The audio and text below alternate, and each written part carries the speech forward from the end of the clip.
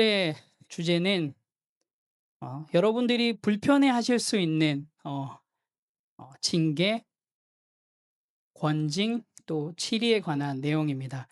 여러분들은 징계라는 단어를 들으시면 어떠한 감정이 좀 떠오르시나요? 아마 징계라고 하는 그 단어를 들으면 어떤 분에게는 억울함의 감정이 떠오르실 수도 있으시고요. 또 어떤 분에게는 부담감이라고 하는 감정이 떠오르실 수도 있습니다. 또 어떤 분에게는 두려움이라고 하는 감정이 또 생기실 수도 있습니다. 이런 것 때문에 사실 오늘날 많은 사람들이 이렇게 얘기합니다. "터치하지 마세요. 지적하지 마세요. 여러분의 간섭은 좀 많이 불편합니다. 내 바운더리에 들어오지 마세요." 많은 사람들은 자신을 말리는 손길을 사랑이 아니라 공격이라고 이야기를 합니다. 그런데요, 성경은 이렇게 이야기를 합니다. 주께서 사랑하시는 자를 징계하시고 그가 받으시는 자마다 채찍질 하신다. 하나님은 사랑하시기 때문에 저와 여러분을 징계하십니다. 그분은 우리가 잘못된 길로 가는 것을 그냥 내버려 두지 않으십니다. 하나님은 단 한 번도 우리를 외면하지 않으십니다. 사랑하시기에 이 땅에 개입하셨고요. 사랑하시기 때문에 때로는 단호하십니다. 사랑하시기 때문에 우리를 돌이키십니다. 사랑 없는 방임은 사랑이 아닙니다. 사랑하는 부모가 자녀가 무너질 때 가만히 있을 수가 없는 것처럼 사랑하는 하나님은 우리가 죄 가운데 거할 때 가만히 있지 않으십니다. 그리고 절대로 침묵하지 않으십니다. 그래서 오늘 우리가 함께 히브리서 말씀을 보면서 우리가 좀 집중해야 될 말씀은 사랑의 징계는 하나님의 은혜요. 또 그 징계를 받아들이는 교회는 반드시 살아난다입니다. 어쩌면 이 이야기가 여러분이 가지고 있는 나름대로 내면의 상처들에게 소금처럼 아플 수도 있습니다. 그런데요, 여러분 우리가 꼭 기억해야 될 것은 어, 이 말씀이 여러분의 삶을 살릴 수 있는 생명의 약이 될 것입니다. 사랑하는 성도 여러분, 하나님의 징계를 단지 고통으로 보지 마십시오. 그것은 하나님이 여러분을 포기하지 않으셨다라는 증거입니다. 하나님의 증거는 여러분을 하나님께서는 단 한 번도 포기하지 않으셨다라는 증거임을 여러분 꼭 기억하시기 바랍니다. 그리고 그 징계를 통해서 저와 여러분의 삶도 그리고 또 우리 뉴라이프의 삶도 다시 살아날 것입니다. 첫 번째 징계는 하나님의 사랑의 증거라고 오늘 히브리서 12장에서 기록하고 있는데요. 우리 5절, 6절 말씀을 같이 한번 읽어보도록 하겠습니다. 함께 읽겠습니다. 또 아들들에게 권하는 것 같이 너희에게 권면하신 말씀도 있었도다. 일러스되 내 아들아 주의 징계하심을 경히 여기지 말며 그에게 꾸지람을 받을 때 낙심하지 말라. 주께서 그 사랑하시는 자를 징계하시고 그가 받아들이시는 아들마다 채찍질 하심이라 하였으니. 아멘. 오늘 5절 6절에서 우리가 살펴볼 수 있듯이 하나님의 징계는 사랑 없는 그런 벌이 아닙니다. 하나님의 징계는 철저한 하나님의 사랑의 표현입니다. 여러분 사랑의 반대말이 뭔지 아십니까? 네, 사랑의 반대말은 뭐 미움도 아니고요. 사랑의 반대말은 무관심입니다. 부모가 자녀를 버려둘 때 그것은 무관심입니다. 하나님이 우리를 징계하실 때 그것은 무관심이 아니라 사랑의 최종의 형태가 바로 하나님의 징계입니다. 여러분 오늘 우리의 삶을 봤을 때 혹시 징계 가운데 있다고 생각이 드신다면 그것은 하나님이 여러분들을 포기하지 않으셨다라고 하는 분명한 증거입니다. 여러분 사랑하지 않는 사람에게는 아무런 관심이 없습니다. 그가 무엇을 하든 뭐 어떤 일을 하든 전혀 관심이 없습니다. 사랑하지 않으면 아무 말도 하지 않습니다. 하지만 사랑하니까 꾸짖는 겁니다. 사랑하니까 멈추게 하는 겁니다. 그리고 사랑하니까 회복의 자리로 부르시는 것입니다. 징계는 하나님의 외면이 아니라 간섭입니다. 그리고 징계는 하나님의 분노가 아니라 도리어 하나님의 품입니다. 성경에서는 징계를 뭐라고 이야기를 하고 있나요? 우리가 김 목사님을 통해서 여러 번 징계에 대해서 배우고 또 들어왔잖아요. 성경에서는 징계를 뭐라고 이야기하고 있나요? 하나님이 우리에게 주신 명령이자 또한 약속이라고 이야기를 합니다. 하나님께서는 우리를 자녀로 삼아 주시고 또 우리를 진심으로 사랑하시기 때문에 징계한다고 성경에선 기록하고 있습니다. 그래서 그 하나님의 징계 안에, 그 하나님의 사랑 안에는 용서가 있습니다. 그리고 그 안에는 하나님의 무한한 기다림이 포함되어 있습니다. 그래서 성경의 기록처럼 그 하나님의 사랑은 오래 참고 온유함이 있습니다. 그리고 그 사랑 안에는 더 중요한 게 있는데요. 저와 여러분을 살리기 위한 예수 그리스도의 희생이 있습니다. 그래서 징계는 우리가 예수 그리스도의 희생을 기억하며 그리스도의 장성한 분량까지 자라게 하기 위해서 꼭 필요한 것이 징계입니다.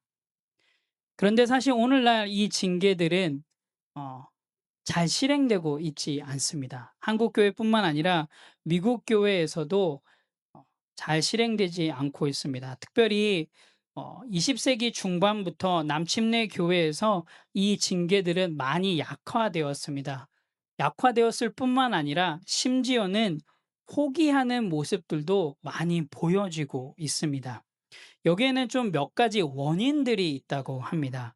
첫 번째는 문화적 변화가 이런 징계가 이루어지지 않게 되었다고 합니다. 문화적 변화, 어떤 문화적 변화가 있을까요? 과거와 오늘날을 비교했을 때 어떤 문화적 변화가 있을까요? 과거에 비해서 오늘날은 개인주의가 발달하게 되었습니다. 그러다 보니까 개인주의 때문에 교회의 권위와 또 교회의 규제의 기능들이 약화되게 되었고 또 성도 개인의 자유가 교회의 규범보다 훨씬 더 우선순위가 되는 그런 문화로 형성되면서 교회 내에서 징계가 행하기가 어려워지는 그런 문화가 되어 버렸습니다. 그러다 보니까 교회 내에서 이 징계들이 이루어지지 않게 됐던 것이죠. 두 번째는 신학적 방향성의 전환이라고 합니다. 복음주의 운동이 1980년, 1900 초반부터 미국, 한국 그리고 전 세계를 휩쓸게 되었습니다. 그리고 그것을 통해서 전 세계 교회들, 미국뿐만 아니라 한국에 있는 많은 교회도 정말로 엄청난 성장을 경험하게 되었죠.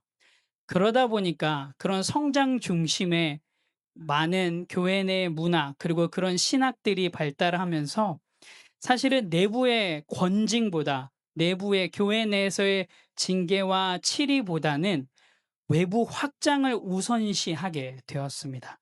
어떻게 하면 교회를 크게 할까? 어떻게 하면 성도들을 교회로 불러오게 할 수 있을까에 집중하다 보니까 실제적으로 안에서 일어나는 것들에 대해서 집중하지 못했습니다. 그래 도리어 징계를 복음의 확산을 방해하는 장애물로 여기는 신학적인 풍조가 일어나게 되었습니다. 그러다 보니까 교회 내에서 징계가 행하지 않게 된 것이죠. 그리고 세 번째로는 제도적 약화가 있었습니다. 20세기 들면서 목회자의 매뉴얼, 그리고 뭐 교회의 회의록, 교회의 여러 가지 바일로 등에서 징계 조항들이 점차 사라졌다고 합니다. 그래서 교인 자격의 제한이나 제명 등 여러 가지 치리와 징계와 권증 등이 이루어지지 않게 되었다고 합니다. 그리고 네 번째는 어, 교육의 부족이라고 합니다.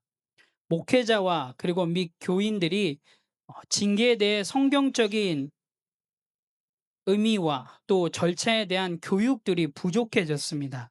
그러다 보니까 징계가 단순히 낡고 오래되고 불쾌한 방식으로 인식하게 되어버렸다고 합니다.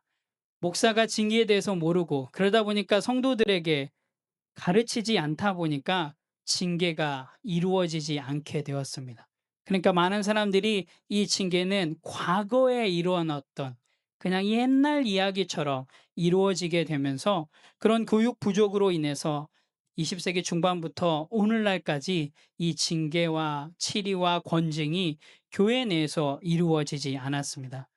문화적 변화, 신학적 방향성 전환, 제도적 약화, 그리고 교육의 부족이라고 하는 이런 원인들로 말미암아 정말로 교회 내에서 실행되고 실천되어져야 되는 이 징계가 이루어지지 않고 있습니다.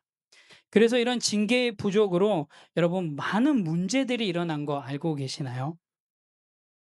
도덕적 타락이 교회 내에서 묵인되어 버렸습니다. 그리고 비정통적인 교리나 자유주의적인 해석들이 교회 내에서 허용되게 되었습니다.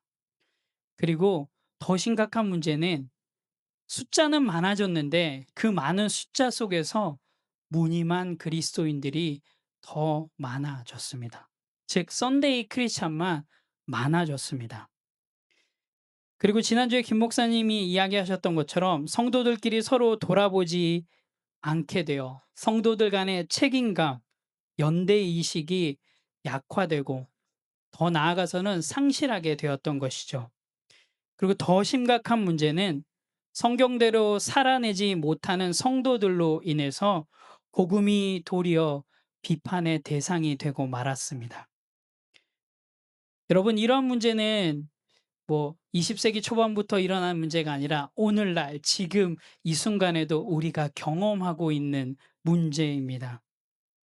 그래서 교회에서 치리와 칭계는 꼭 필요합니다. 교회가 교회다워지기 위해서 여러분 이 치리와 징계는 반드시 실행되어져야 합니다. 분명히 쉽지 않은 부분도 있지만 그럼에도 불구하고 이 치리와 징계는 꼭 실행되어야만 합니다. 교회가 치리, 징계, 권징을 실행하는 이유를 6가지를 제가 좀 알려드리도록 하겠습니다. 이것은 징계, 치리, 권징은 성경적이기 때문입니다. 왜냐하면 성경에서 그렇게 이야기하고 있습니다. 두 번째로는 교회의 권징과 치리와 징계는 복음 안에 담겨 있기 때문입니다. 그리고 세 번째는 교회를 건강하게 만듭니다. 네 번째는 세상에서 교회의 존재가 더욱더 선명하게 빛나게 됩니다. 다섯 번째는 죄인들에게 있어서 앞으로 다가온 심판에 대해 경고해 주는 역할을 합니다. 그리고 여섯 번째는 교회와 예수님의 거룩하고 존귀하신 이름과 영광을 보호해 줍니다. 이런 6가지 이유, 이 밖에도 더 많은 이유들이 있을 텐데요. 이런 이유에 의해서 교회 내에서 징계와 치리, 권징은 반드시 실행되어야 합니다. 자, 그렇다면 여러분, 징계의 대상은 누가 되어야 할까요? 누가 이 징계의 대상이 되어야 할까요? 저와 여러분, 우리 모두가 사실 이 징계의 대상입니다. 캐피털 힐 처치에는 징계의 범위에 대해서, 대상에 대해서 이렇게 기록하고 있다고 하는데요. 한번 여러분 잘 들어보시고 나는 혹시 여기에 포함이 되는지 안 되는지 한번 여러분 스스로 점검해 보시기 바랍니다. 첫 번째로 징계의 대상은 도덕법을 명백히 위반한 경우. 두 번째는 교회가 판단하기에 교회의 한 지체로서 교회의 명예를 더럽힐 만한 일을 업으로 삼은 경우. 세 번째, 공적인 예배를 위해 따로 구별된 시간에 별다른 이유 없이 습관적으로 교회에 나오지 않는 경우. 네 번째, 교회 신앙 고백에 제시된 교리와 반대되는 교리를 주장하거나 옹호하는 경우. 다섯 번째, 각자의 능력에 따라 교회 운영에 필요한 헌금을 내는 일을 무시하거나 거부하는 경우. 여섯 번째, 교회 행사와 활동을 경멸하거나 불화를 조장할 것으로 여겨지는 행동을 할 경우. 일곱 번째, 교회 멤버 미팅에서 이루어진 일을 교회와 관계없는 제3자에게 누설하는 경우. 여덟 번째, 선량한 시민이자 성도임을 자처하는 사람에게 어울리지 않는 처신을 한 경우.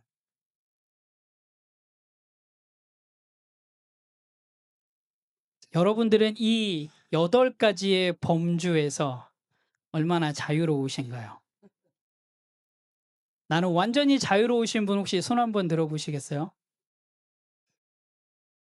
사실 징계라고 하는 이 단어는 우리 귀에 그렇게 편하게 들리지는 않습니다. 좀 불편합니다. 내가 누군가를 징계하는 것도 불편하고요. 그리고 내가 이 누군가로부터 징계를 받는 거, 이 징계라고 하는 이 단어를 듣는 것조차도 사실은 좀 불쾌합니다. 그렇게 편하지 않습니다. 그런데요, 우리가 이것을 꼭 기억해야 될 것 같습니다. 건강한 성도에게 이 징계라고 하는 단어가 불편한 단어, 불쾌한 단어가 아니라요. 여러분 반대입니다. 사랑의 단어이고요. 사랑의 표현임을 여러분 꼭 기억하시길 바랍니다.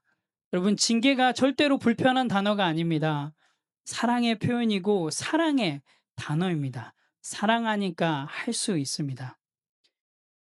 오늘 히브리서 12장에서 징계는 거룩을 위한 훈련임을 또 살펴볼 수 있는데요. 우리 한번 10절 말씀을 같이 보도록 하겠습니다. 우리 10절 말씀 함께 읽겠습니다. 그들은 잠시 자기의 뜻대로 우리를 징계하였거니와 오직 하나님은 우리의 유익을 위하여 그의 거룩하심에 참여하게 하시느니라. 아멘. 하나님은 우리를 그분의 거룩하심에 참여하게 하기 위해서 징계를 하신다라고 오늘 성경에선 기록하고 있습니다. 여러분, 우리가 부모로서 자녀를 바로잡기 위해서 징계를 행합니다. 하물며 우리의 영혼의 아버지인 하나님께서 우리를 거룩함 없이 내버려 두시겠습니까? 절대로 하나님께서는 우리가 거룩함 없이 살아가도록 내버려 두지 않으십니다. 우리가 거룩하게 살아갈 수 있도록 하나님께서는 끝까지 우리를 포기하지 않으십니다. 여러분, 징계는 그래서 죄를 드러내는 일을 합니다. 그리고 징계는 우리가 죄 가운데 타락하는 그 타락을 멈추는 하나님의 브레이크입니다. 그리고 징계는 방임 속에서 죽어가는 영혼을 건져내는 하나님의 구조선이기도 합니다. 제가 학교에 있을 때는 잘 몰랐는데요. 저희 남침내 신학교의 어, 교수님이신 그레이그 윌스라고 하는 교수님이 징계 없는 교회는 거의 교회로 여기지 않으려 했다라고 이야기를 하셨습니다. 제가 이분의 수업을 들었음에도 불구하고 이런 이야기를 들어보지 못했는데요. 이분의 책에서 보니까 징계 없는 교회는 거의 교회로 여겨지지 과거의 남침내 교회에서 징계를 행하지 않는 교회를 교회로 여기지 않았다라고 기록하고 있다고 합니다. 그리고 남침내 교회 목사인 존 데그라는 분은 징계가 교회를 떠날 때 그리스도가 교회를 떠나신다라고 주장했다고 합니다. 징계 없는 교회가 그곳에는 그리스도가 있지 않다라고 강력하게 이야기를 하셨습니다. 여러분, 징계가 그만큼 중요함을 많은 목회자들, 또 신학자들, 또 심지어는 신학교의 교수들도 그렇게 이야기하고 있습니다. 징계가 교회 내에서 실행되지 않을 때, 여러분, 우리가 그냥 단순히 성경에서 이야기하지 않은 것을 우리가 하지 않는다라고 그렇게 단순히 이야기하고 넘어갈 부분들이 아닙니다. 징계가 교회 내에서 실행되지 않을 때 여러분 생각보다 더 심각한 문제들이 많이 일어납니다. 첫 번째 문제는 뭐냐면 교회 정체성이 혼란해집니다. 여러분 우리가 지난주에 배웠듯이 교회는 뭐라고 하나요? 교회는 믿는 자들의 모임이다라고 우리가 알고 있습니다. 자, 헬라어로는 교회를 뭐라고 하나요? 에클레시아, 부름받은 사람들의 모임이다라고 이야기를 하죠. 자, 그렇다면 믿는 자들의 모임인 교회, 부름받은 자들의 모임인 이 교회가 죄를 다루지 않는다면 교회는 세상과 구별되지 않은 그냥 일반적인 모임과 다르지 않게 됩니다. 교회의 정체성은 하나님께서 부르신 사람들의 모임입니다. 세상과 구별된 하나님의 사람들의 모임입니다. 그런데 그 교회 내에서 죄를 다루지 않는다면 그곳은 그냥 일반적인 그냥 소셜라이징 하는 그런 모임밖에 되지 않습니다.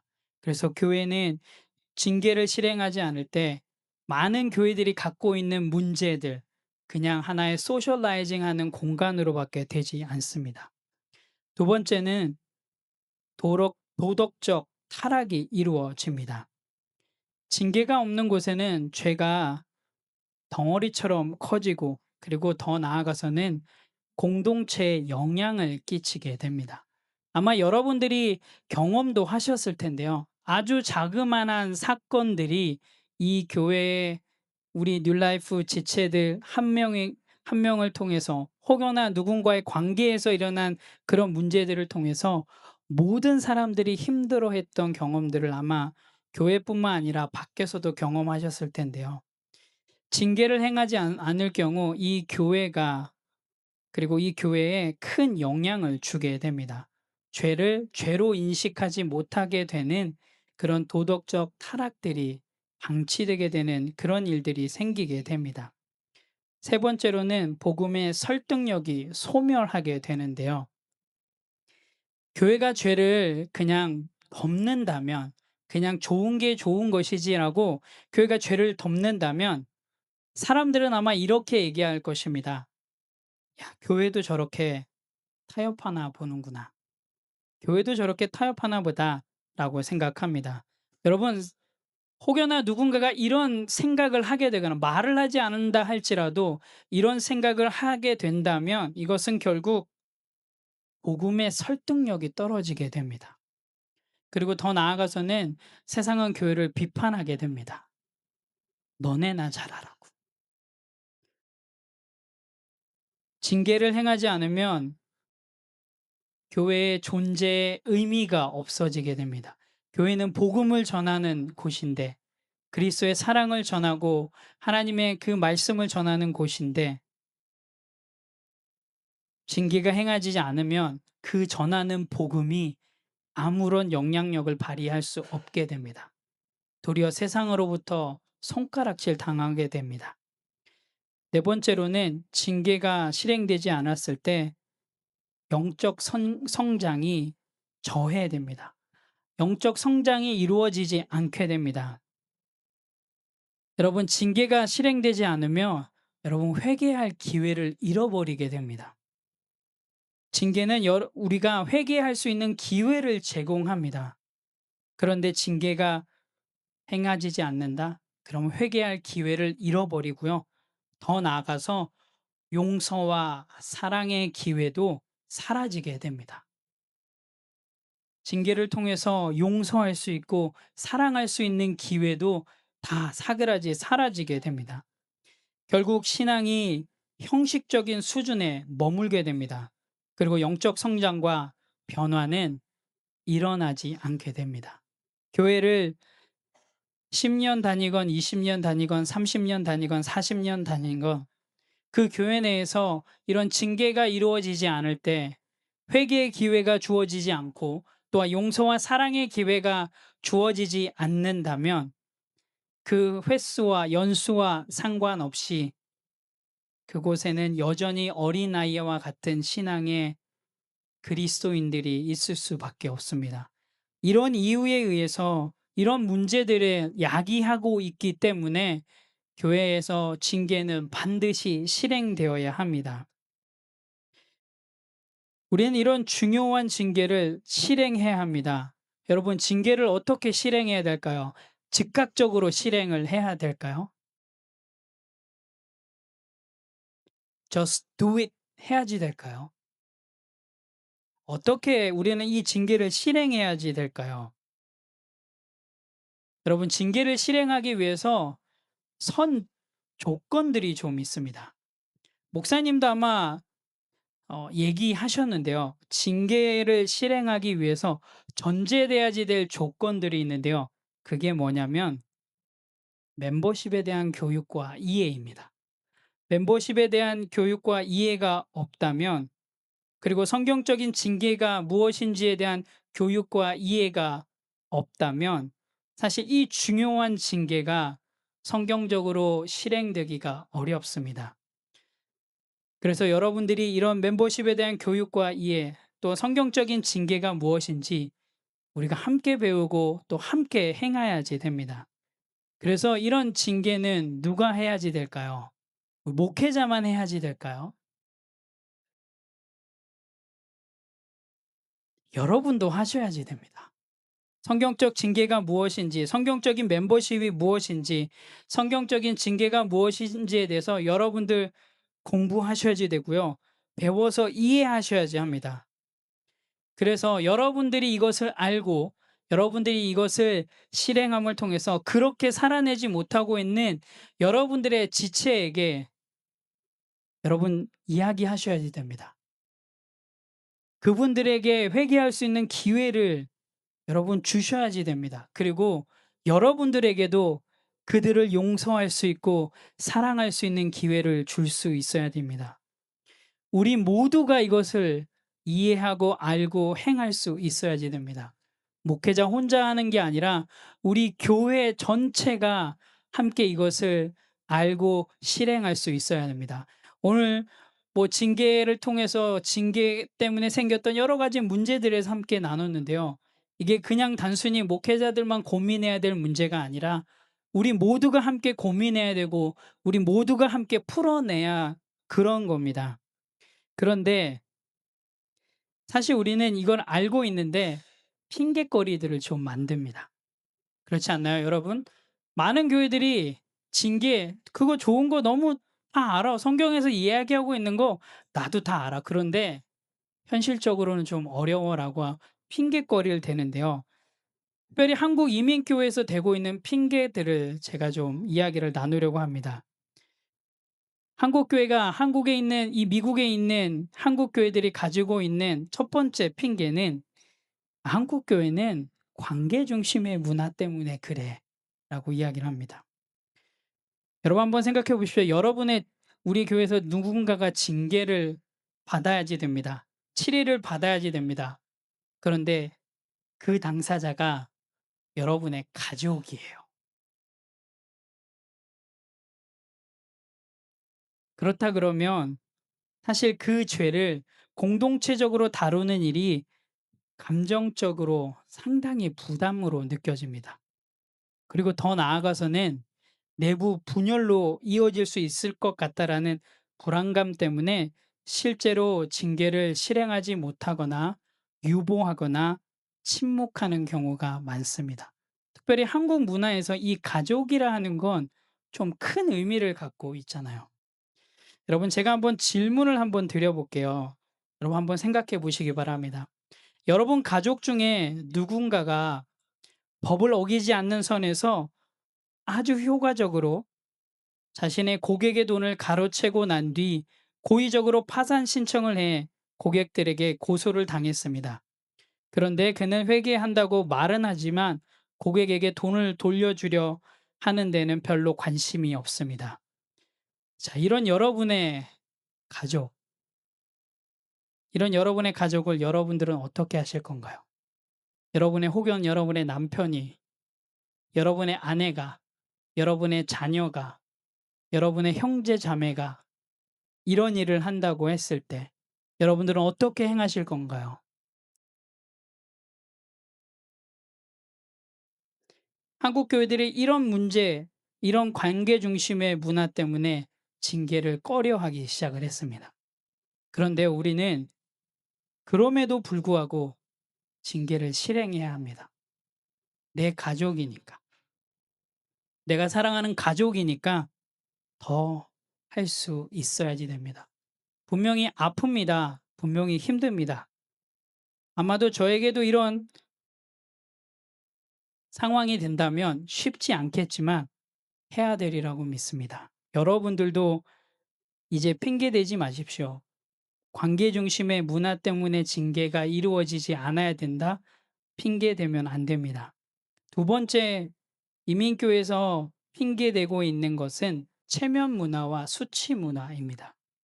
사실 우리 한국 사람들에게 이 체면은 상당히 큰 부분들을 갖고 있습니다.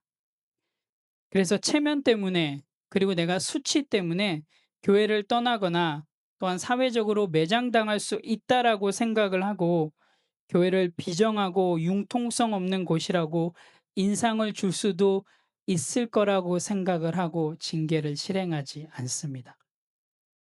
자, 그렇다면 다시 한번 질문을 좀 드려볼게요. 세 명의 다른 남자에게 혼외로 세 자녀를 둔 싱글맘. 다시 다른 남자로부터 네 번째 아이를 임신하고 목사의 사무실에서 앉아 눈물을 흘리고 있습니다. 여러분, 이 눈물이 진정한 회개를 말하고 있을까요? 우리는 이 자매에게 뭐라고 해야지 될까요? 어떻게 해야지 될까요?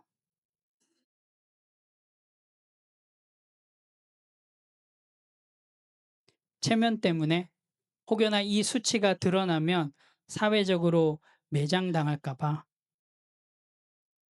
우리는 징계를 주저하게 됩니다. 세 번째로는 교회의 이미지 때문입니다. 교회는 어떤 곳이라는 이미지를 갖고 있나요? 교회는 은혜로운 곳이라고 하는 이미지를 좀 갖고 있는데요. 그런 이미지 때문에 사실 징계에 대해서 핑곗거리를 내곤 합니다. 많은 교회들이 이렇게 이야기를 합니다. 우리 교회는 회복과 사랑이 있는 공동체다라고 소개를 합니다. 그런 캐치프레이즈를 많이 보셨죠? 교회를 소개할 때 우리 교회는 회복과 사랑이 있는 공동체입니다. 그러다 보니까 이런 은혜스러운 이미지를 유지하려고 노력하다 보니까 징계가 좀 어렵습니다. 징계를 하니까 왠지 사랑하지 않는 것 같고 왠지 내치려고 하는 그런 생각이 들어서 징계를 하지 않습니다. 한 번 더 질문을 좀 드려볼게요. 몇 달은 중독자로 어두운 생활을 하다가 또 몇 달은 착하게 지내는 사람. 그러나 그는 이제 공공장소에서 술에 만취해 시민과 경찰에게 위협적으로 행동해서 체포되게 되었습니다. 그 뒤에 그는 일자리를 잃었고 그의 아내는 그를 떠났습니다. 자, 이 형제에게 우리는 어떻게 대해야지 될까요? 은혜로운 교회의 이미지로 그에게 긍휼과 사랑으로 그의 죄를 눈감아 주어야 할까요? 우리는 어떻게 해야 될까요? 관계 중심의 문화, 체면의 문화와 수치 문화, 그리고 은혜로운 교회의 이미지, 이런 여러 가지 핑곗거리로 많은 교회들이 징계를 실행하고 있지 않습니다. 어쩌면 여러분 안에서도 이런 스트러글이 있을 수도 있습니다. 그렇지만 성경은 반드시 분명하게 이야기하고 있습니다. 징계는 실행되어져야지 된다. 그리고 징계는 하나님의 사랑의 표현이다라고 이야기를 하고 있습니다. 그런데 단순히 그냥 징계를 행했을 때 어, 하나님의 사랑의 표현을 넘어서서 오늘 성경에서는 그 결과에 대해서 이야기를 해주고 있는데요. 우리가 징계를 실행했을 때 어떠한 결과가 있는지 오늘 히브리서 12장에서는 그 징계의 결과를 이야기해 주고 있는데요. 우리 11절 말씀을 같이 읽어보도록 하겠습니다. 함께 읽겠습니다. 시작. 무릇 징계가 당시에는 즐거워 보이지 않고 슬퍼 보이나 후에 그로 말미암아 연단받은 자들은 의와 평강의 열매를 맺느니라. 아멘. 징계의 결과를 뭐라고 성경은 이야기해 주고 있나요? 즐거워 보이지 않고 슬퍼 보이지만 징계를 행했을 때 어떠한 열매가 있다고요? 의와 평강의 열매가 있다라고 성경은 기록하고 있습니다. 맞습니다. 여러분, 징계는 지금은 아픕니다. 징계를 행할 때는 너무 아픕니다. 하지만 하나님은 그 징계를 통해서 저와 여러분을 성숙해 하시고요. 그리고 우리 안에 의와 평강의 열매를 맺게 하십니다. 여러분, 근데 이 의와 평강의 열매는 그냥 맺히지 않습니다.